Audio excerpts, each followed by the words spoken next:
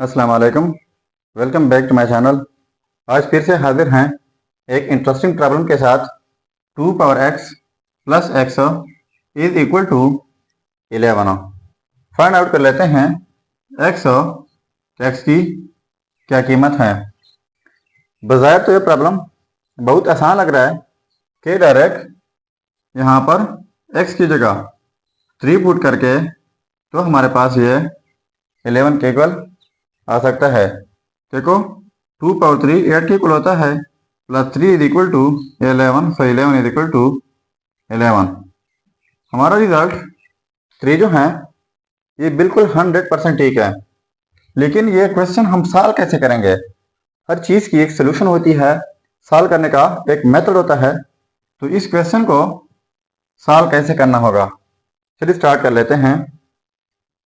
देखो 2 power x is equal to positive X हैं, दूसरे साइड पर शिफ्ट करके ये 11 माइनस एक्स हो जाएगा।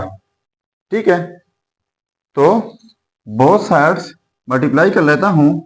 2 पावर x है यहाँ पर, तो 2 पावर 11 से मल्टीप्लाई कर लेते हैं, is equal to 11 minus x, तो यहाँ पर भी मल्टीप्लाई कर लेते हैं 2 पावर 11 से।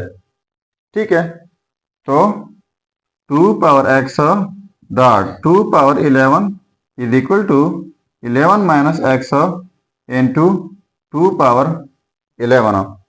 अब यहाँ पर 2 पावर x को मैं ख़त्म कर लेता हूँ, तो कैसे ख़त्म होगा? यहाँ पर डिवाइड बाई 2 पावर x, यहाँ पर भी डिवाइड बाई 2 पावर x है, तो ये 2 पावर x और ये कैंसिल आउट हो जाएंगे। यहाँ पर जस्ट रह जाएगा 2 power 11 is equal to 11 minus x. अब देखो यहाँ पर 2 पावर 11, यहाँ पर 2 पावर एक्स, तो इनके लिए हमारे पास एक रूल है, वो यह है कि x power a divide by x power b हो is equal to x power a minus b लिखा जाता है। मतलब यह है कि अगर सेम बेसिस हो, डिफरेंट पावर हो, बीच में डिवीजन हो, तो इस सूरत में एक ही बेस लिखा जाता है, पहले डिनोमिनेटर पावर माइनस फिर डिनोमिनेटर पावर। तो ये एक ही बेस हो जाएगा 2, पहले denominator power 11 minus denominator power x। ठीक है, अब देखो 2 पावर 11, तो 2 पावर 11 की जगह लिख लेते हैं 3 प्लस 8। ठीक है, ये 11 के इक्वल है, is equal to 11 minus X, 2 power 11 minus x. तो इनके लिए हमारे पास एक रूल है, वो यह है कि x power a dot x power b हो is equal to x power a plus b।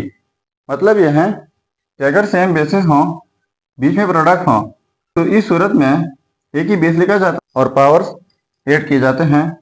तो ये 2 पावर a प्लस b, यानी ये 2 पावर 3 प्लस 8 है, x power a plus b, तो इस सूरत में हमारे पास स्प्लिट हो जाएगा, यानी 2 पावर 3 डॉट 2 पावर 8 हो जाएगा, is equal to 11 minus X into 2 power 11 minus x. तो 2 पावर 3 इससे बनता है 8 dot 2 power 8 is equal to 11 minus X and 2 power 11 minus x.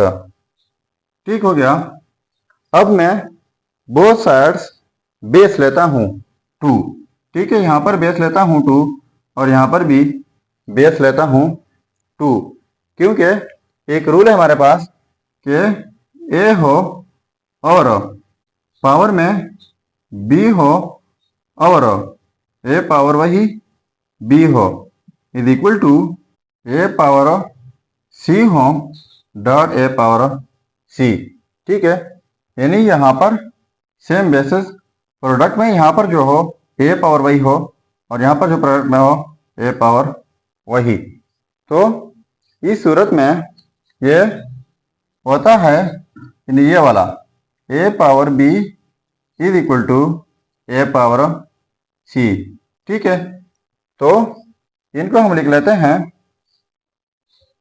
तो ये हो जाएगा ये वाला 2 power 8 and 2 power a, so 2 power 8 is equal to 2 power 11 minus x. अब फिर से एक रूल अप्लाई हो रहा है, वो यह है कि जब सेम बेसिस हों x power a is equal to x power b, तो इस सूरत में जब सेम बेसिस हों, डिफरेंट पावर हों, बीच में इक्वलिटी हो, तो इस सूरत में पावर्स इक्वल होते हैं। तो यहाँ पर भी सेम बेसिस हैं तो पावर इक्वल हो जाएंगे।